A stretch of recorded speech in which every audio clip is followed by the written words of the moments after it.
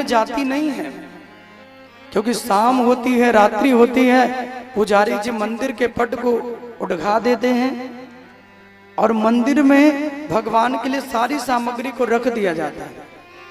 आज भी शाम को अगर आप वहां रहेंगे तो आपके सामने हर चीज रखी जाएगी। करने के लिए दातून रखेंगे, चबाने के लिए पान रखेंगे, खाने के लिए लड्डू रखेंगे, राधा रानी के वस्त्र होंगे, राधा रानी की चूड़ियां होंगी, सिंदूर होंगे, बिंदी होंगी, सारा श्रृंगार की वस्तु होगी और सब कुछ करके मंदिर में रख देंगे, पट को उठा देंगे और बाहर से गेट में ताले लगा के चले जाएंगे। और एक नहीं कई ताले लगेंगे और रात्रि भर एक पंछी भी वहां पर नहीं मारेगा। और सुबह जैसे ही पुजारी जी 4 बजे मंदिर खोलेंगे तो दातून चबाई हुई, लड्डू खाए हुए, वस्त्र उतारे हुए, सिंदूर बिखरा हुआ, चूड़ियां बिखरी हुई, ये आज भी आपको वहां मिलेंगे। आज भी दर्शन होता है। और जो 5 बजे भक्त वहां लाइन लगाते हैं ना, उनको उस प्रसादी का प्रसाद भी मिलता है। आप चाहो तो निधिवन के बाहर रात्रि भर खड़े रहिए, एक भी व्यक्ति अंदर नहीं जाएगा। श्री ठाकुर जी की इतनी कृपा है, राधा रानी को लेके वहीं प्रकट होते हैं और उस निधिवन में नित्य रासलीला होती है। स्वामी हरदास जी महाराज की समाधि आज भी निधिवन में बनी है, क्योंकि उन्होंने साक्षात रात्रि में जाके प्रभु का दर्शन किया। कहते हैं निधिवन में रात्रि कोई रुकता नहीं, क्योंकि जो रुकता है वो अपने प्राण छोड़ देता है।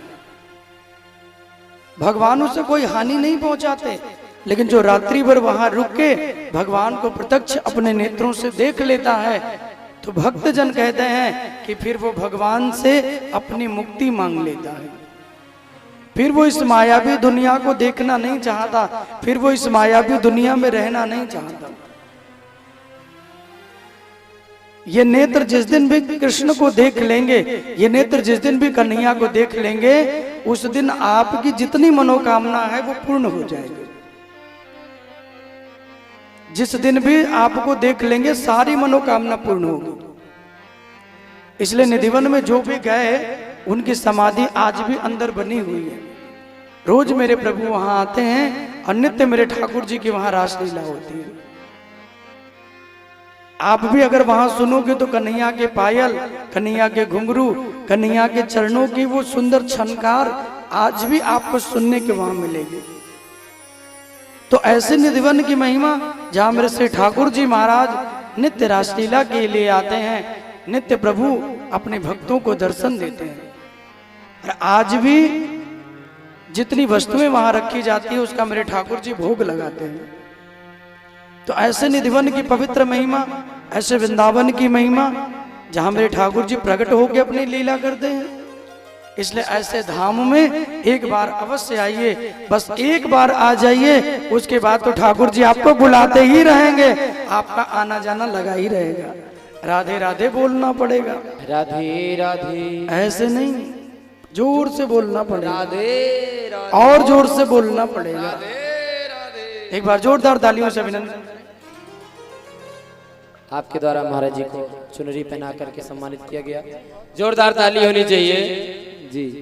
मौका मिलने पर ताली बजा लिया करिए।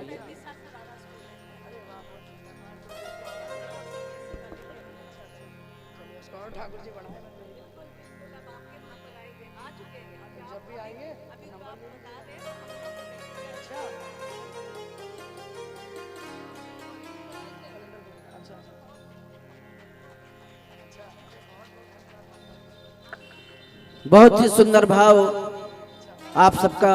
अच्छा, ठाकुर जी की कृपा सदैव भक्तों पे पड़ती रहे, मिलती रहे। भागवत रस की वर्षा में आप सब सरोवर होते रहें। बहुत ही उत्तम भाव, जिस पर बड़ी कृपा होती है ठाकुर जी की, वह इस स्थान पे आता है, भागवत जी का स्पर्श करता है। एक बार ताली बजा दें सभी लोग। जय जय राधे, जय जय श्याम। बोले भक्त वत्सल भगवान की जय, बोले बांके बिहारी लाल की जय। राधे राधे बोलना पड़ेगा प्यारे। राधे राधे। तो आइए स्थान लेके बैठे। आज तो बड़ी संख्या में भक्त हैं, बहुत बहुत अभिनंदन। और यहाँ पधारे हुए हमारे सभी बहनों का बहुत बहुत आभार, बहुत बहुत साधुवाद। आप सबका प्रेम भाव ऐसे ही प्रभु चरणों में बने और ऐसे ही भक्ति के क्रम में आप लोग अपना मन लगाए रहिए महाराज। तो ऐसे निधिवन की वो पवित्र महिमा जहां नित्य मेरे ठाकुर जी अपनी लीलाओं को करते हैं, तो आइए उसी लीला की ओर बढ़े। परीक्षित जी ने कहा कि प्रभु नंद बाबा को वरुण के गण पकड़ के क्यों ले गए? तो कहा कि इन्होंने अर्धरात्रि में जाके जमुना जी में स्नान कर लिया। कभी भी किसी पवित्र नदी में जाएं तो रात्रि में स्नान न करें। रात्रि में जल के देवता जो हैं वो विश्राम करते हैं, तो कभी भी जाना हो तो रात्रि में जाके स्नान न करें। जब ये गए नंद बाबा स्नान किए तो वरुण के गणों को परेशानी हुई, तो उनको पकड़ के लेके वरुण लोक चले गए। और जब वरुण लोक में पकड़ के लेके गए तो वहां जाकर के इनको बिठाया। और जब जाकर के इनको बिठाते हैं तो सुखदेव जी कहते हैं कि जब भगवान को पता चला कि मेरे पिताजी को ले गए, तो उनको लाने के लिए भगवान स्वयं पहुंचे। और वरुण की जब उस सभा में ठाकुर जी का आगमन हुआ तो जितने भी देवता बैठे थे कृष्ण को देख करके सारे के सारे खड़े हो गए और सबने प्रणाम किया। बोले प्रभु आपका आगमन कैसे हुआ? भगवान ने कहा कि जिनको पकड़ के लाए हो ना, ये कोई और नहीं, ये मेरे पिताश्री हैं। आप जिनको पकड़ के लाए ये मेरे ही पिताजी हैं। बोले अपराध क्या रहा? बोले अपराध इतना रहा कि रात्रि में जाके ये स्नान कर रहे थे। वरुण ने प्रणाम किया, बोले प्रभु आप इनको ले जाइए, मुझसे भूल हो गई जो मैं इनके पकड़ के ले आया। आज कृष्ण की उस महिमा को जब नंद बाबा ने देखा तो बाबा आश्चर्य में पड़ गए। बाबा को लगा कि इतनी बड़ी महिमा बताओ। मैं अपने कृष्ण को बड़ा साधारण मानता था, लेकिन आज मुझे पता चला कि इंद्र को मेरा कन्हैया तो सबसे बड़ा है। इंद्र भी उससे प्रणाम करते हैं, वरुण भी उससे प्रणाम करते हैं, सब उसे नमन करते हैं।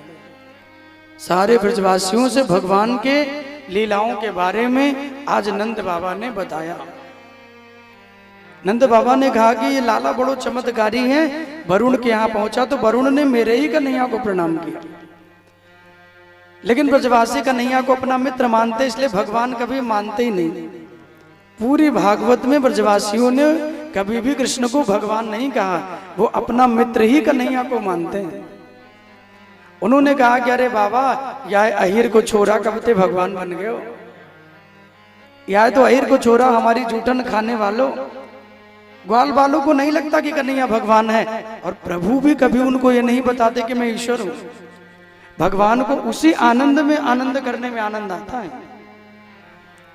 और एक दिन जब गऊ चराने के लिए भगवान बलराम जी के संग में गए, गैया चराते हुए कन्हैया ने सबरे ग्वाल बालों से कहा कि भैया आप सब मेरे लिए कल कुछ बना के भोजन के लिए ले आना। सारे ब्रजवासी तो प्रसन्न हो गए। आज कन्हैया ने मोते कछू मांगे हुए। सारे लोग गए घर में, अपनी अपनी मैया से बढ़िया बढ़िया चीजें बनवाने लगे। लेकिन उन्हीं भगवान के मित्रों में मनसुख नाम का एक मित्र है, और मनसुख बड़ा ही गरीब है, जाके घर में खाने को अन्न नहीं। जब वो अपने घर में आया और अपनी मैया से बोला कि मैया आज कन्हैया ने कुछ खाने के लिए मांगा है, मैया कुछ बना के बढ़िया दे दो। मैया के नेत्रों में अश्रु आ गए, मैया के नेत्रों से अश्रु गिरने लगा। मैया ने कहा कि बेटा हम लोग कितने अभागे हैं, आज कन्हैया ने कुछ मांगा भी तो उनको देने के लिए हमारे घर में कुछ नहीं है। जितने बर्तन हैं, जितने डब्बे हैं, सबको मैया जाके टटोल ली, लेकिन कृष्ण को देने की कोई वस्तु घर में नहीं मिली। मनसुख से मैया